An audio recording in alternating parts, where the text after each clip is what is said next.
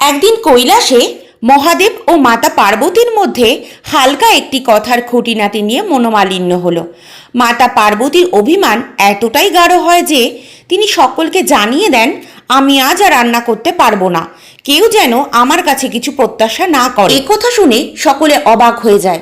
সবাই জানতো মাতা পার্বতী না রান্না করলে কৈলাসে কিছুই খাওয়া হবে না। সময় গড়াতে থাকে, ক্ষুধায় সবাই কষ্ট পেতে শুরু করে।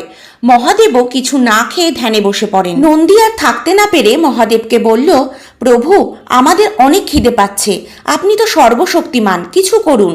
তখন মহাদেব বললেন, চলো আজ আমরা ভিক্ষা করি। অভিমান ভাঙানোর চেয়ে কারো ইচ্ছেকে সম্মান করাই ভালো। মহাদেব, নন্দী ও তার সঙ্গীরা সবাই সন্ন্যাসী রূপ ধারণ করে এক গ্রামে পৌঁছে যান। সেখানে এক বড় বাড়িতে পূজার আয়োজন চলছিল। নন্দী সেখানে গিয়ে বললেন, আমরা ক্ষুধার্ত, একটু ভোগ খেতে চাই।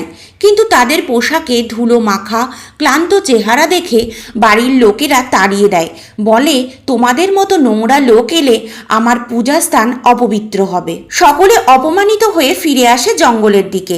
এদিকে মাতা পার্বতী সবই লক্ষ্য করছে। হৃদয় তার কেঁদে ওঠে।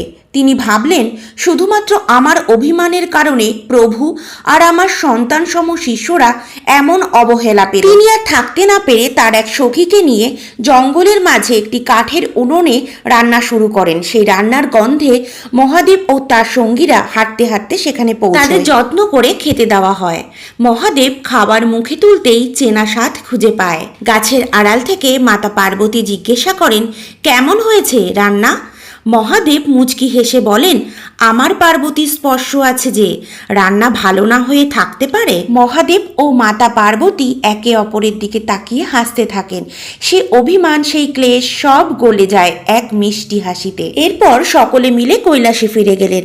কৈলাসে আবার শান্তি আর আনন্দের বাতাস বইতে শুরু করলো। বন্ধুরা, আজকের ভিডিওটা যদি ভালো লাগে অবশ্যই একটি লাইক করবেন আর কমেন্ট বক্সে হর হর মহাদেব লিখে যাবেন।